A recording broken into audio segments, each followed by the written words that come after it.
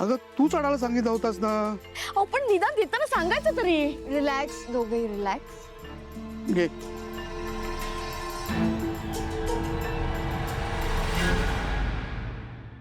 काय झालं नर्मदा? काही नाही, कालचं सगळं आठवलं आणि भीती वाटली.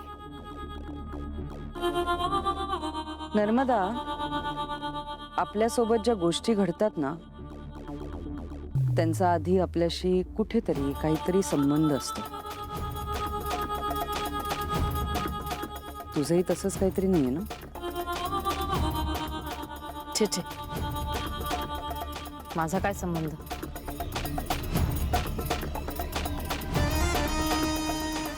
वेळ आल्यावर सगळं सांगते तुला. आत्या.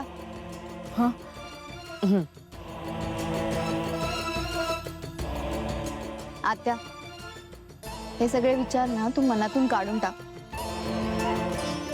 बाबा बोललेत ना की ते कोणाशी तरी बोलणार आहेत. नको काळजी करू, होईल सगळं ठीक.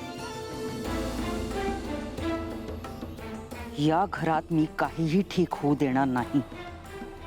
आता घावामागून घाव करत राहायचं, तेही फक्त एकाच ठिकाणी. त्याच ठिकाणी देवीचा वास असतो.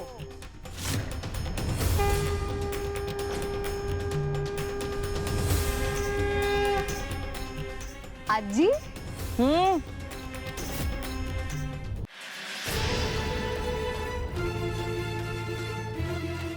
आजी चल. सावकाश पायरी. हो.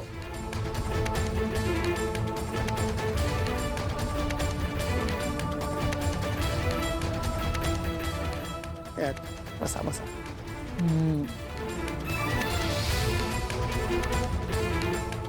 आजी नमस्कार करते. कल्याण होईल पोरी तुझं. थँक्यू. तुम्ही मीरा वहिनीला भेटायला आलात ना? ती अजून आली नाहीये. बरं बरं. अगं तुम्ही मार्गशीर्ष गुरुवारची पूजा मांडली आहे ना, म्हटलं जाता जाता देवीचं दर्शन घेऊया.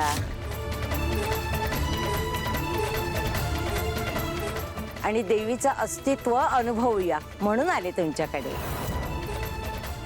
आजी, तुम्ही एवढ्या मोठमोठ्या गोष्टी बोलता ना, सगळ्या डोक्यावरून जातात माझ्या.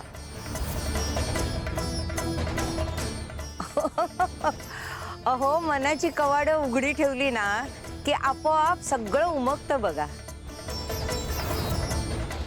अनन्या. हा. वेदा कुठे आहे ग? तिला देण्यासाठी काहीतरी आणलंय ग मी.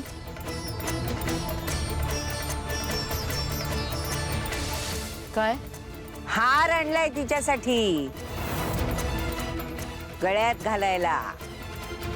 वेदा कुठे आहे?